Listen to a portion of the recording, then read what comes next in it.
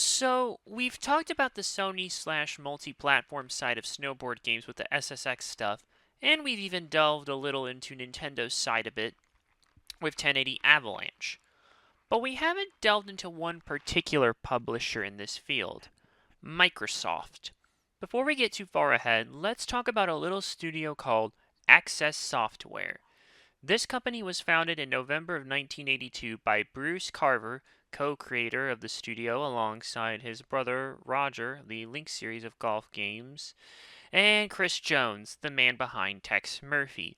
The Link series is the main claim to fame, being one of the earliest examples of golf simulation games. There was also the Beachhead series of games, which were enjoyable action games in which you defended a beach from invading forces.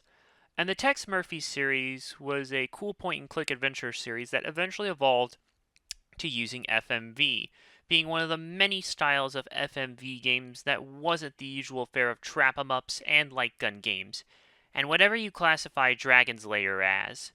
Microsoft enters this story in the early 90s. They wanted their own golf series on PC, and Microsoft Golf was born from the Lynx game engine, mainly because it would actually run on Windows rather than DOS. Fast forward to April of 1999. Microsoft, being happy with how their golf series turned out, but seeing Lynx as rated higher, they decided to pull a Vince McMahon and buy out their competition. Access then divested its own True Golf division, made for indoor golf simulators, into a separate company. Lynx wasn't the only reason Microsoft acquired Access Software. Microsoft had been building their own games portfolio throughout the 90s, and 1999 was when it came to really expand when, in addition to Access Software, FASA Interactive and Aces Games Studio were acquired. The developers they acquired were then transitioned into the newly formed Microsoft Games Studio. Access was rebranded as Salt Lake Games Studio, based on where they were headquartered, and they transitioned to make games for the Xbox. Not just Lynx, but they would also make a little snowboarding game. On the hotbed of SSX being a runaway hit in late 2000, and with its sequel, SSX Tricky, looking to set the bar even higher than the first game did, how is Microsoft to compete? Well, their answer was revealed at GameStock 2001 in Seattle. Amped. Freestyle Snowboarding. Amped was touted to have a unique career mode that asks, what would happen if you took the Tony Hawk Tricker deal and you had to try and get noticed for it on magazine covers slash videos? The game was also poised to have real world mountains in addition to fantasy ones, 120 runs across the mountains, 6 challenges, secret areas, and multiplayer. It was also going to have one of the biggest soundtracks in any game at the time, with 150 songs, plus custom soundtrack support. The website opened on August 10th, 2001, and by early November of that year, ads were running on TV alongside various other Xbox launch titles, and the console itself. Amped Freestyle Snowboarding was developed by Salt Lake Games Studio and published by Microsoft exclusively for the Xbox. It was released on November 20th, 2001 for North America, March 14th, 2002 for Europe, and February 22nd, 2002 in Japan, all as a launch title. The Japanese was actually renamed Tenku Freestyle Snowboarding. Amped offers a much different style of play compared to SSX, being less arcade-like and more realistic and less about racing, but the game is well executed enough to be fun. Mostly, as long as you can get over the curve, but why don't we go ahead and just talk about it? Amped has several modes of play. You have quick runs, which allow you to do high score runs on any unlocked course with either a real professional snowboarder or a custom rider. More on the latter when we get to career mode. Replay Theater allows you to watch any replay you save to your hard drive. You can also play multiplayer with up to 4 people. You can go for high scores, highest scoring single trick, most media points, more on that last part later, or King of the Hill. First player has their run, and the other players try to beat their score. You have plenty of options for things like how long a turn lasts. You can have mods that can end a run when you crash, tricking within the time allowed, or losing your turn, or you can just do a play run. You can choose the type of scoring, score multiplier like single player, multiplayer stuff. Only rails count, only aerials, have rails or aerials, score more points, and you can turn off media points. But the main mode of play, though, is career mode. This is where you take a custom snowboarder that you can make and customize their look, and you try to climb the ranks of the pro snowboarding world to reach number 1. You start off at rank 126 with only one run. Each run will have several challenges for you to complete. 3 for high score, media, and sponsor challenges.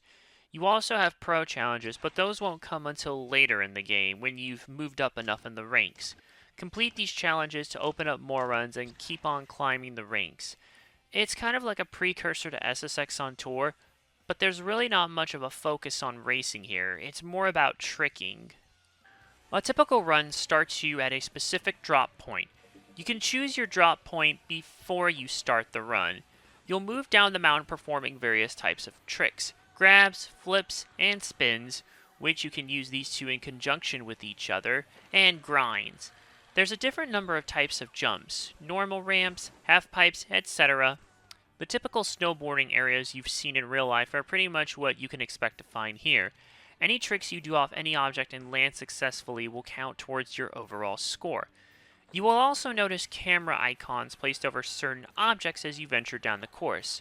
You'll know you're in the vicinity of the area when the HUD brings up a camera-like interface surrounding your character. If you can do a trick successfully here and land it, not only will you get points towards your normal score, you'll get what's called media points.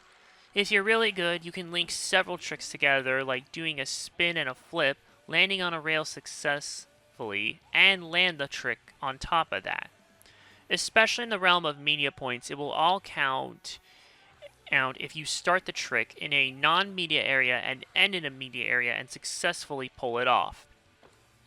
Once you get to the end of the course, your overall points are added up. If your points only reach a certain level of completion, you can restart the run and go for the higher level. Complete the challenge levels to unlock stat points to improve yourself and move up in the rankings. The sponsored runs work a little bit differently. Sponsored runs will also start you at a certain point. Your main goal is to impress the sponsor. They will request you perform a certain kind of trick. Big air, spins and flips, grabs, rails, etc. You want to keep doing these tricks in order to fill the meter at the top of the screen. It needs to be at level amped by the time you get to the end of the course, hence the name of the game. You need to keep doing the specific tricks and make them big, because if the meter is not amped by the time you reach the end, you will have to do it again. Successfully complete these and you will unlock gear that will let you customize your snowboarder. Hats, goggles, tops, bottoms, boots, boards, etc. There is also a small amount of customization, and this was actually nice to see, seeing as how SSX didn't have any direct character customization until SSX 3. But once that released, it made this game's customization a bit antiquated, and that's not even comparing it to SSX on tour, but I'm pretty sure the customization got better in the second game. Still, for the time, it was nice. The more places you unlock and the more challenges you complete, the higher you move up. Once you complete all the basic challenges, you can tackle the pro challenges, which will typically have you following a pro and trying to beat their score. Complete these last challenges, and you have the game in a nutshell. A lot of this is easier said than done, since at first, the game's handling is not arcade-like. Well, it still isn't throughout, but it's a lot harder to grasp at first. It's not as fast-paced as SSX. You have to get your landings damn near right. It's a lot more difficult for things like rails and balancing on them, and you can't play this like a racing game because it's not. This is not a game you can just pick up and play. It'll take time to master. Get a feeling for timing your tricks right and mastering grinds. You're going to be stumbling quite a bit as you start, as you probably will see me do in some of this footage, but once your stat points get better, it does get easier. But that initial curve may turn off some people, so just be warned. It's going to be tougher than you expect going into it. It also doesn't help that the mountains don't seem designed the best to help gain speed and the like, so be careful. The controls at least seem fine enough. A button lets you crouch, and releasing it lets your character jump. You use the left analog stick slash D-pad to turn and spin in the air when airborne. You can use either the right analog stick or A, X, and Y to do various grabs. You can either hold the right analog stick in a diagonal direction or tap one of the set face buttons once before holding for additional grabs. When in air, you can also use the triggers to tweak in a specific direction, and you can use B to jib. Hitting B when near a rail will allow you to grind on one.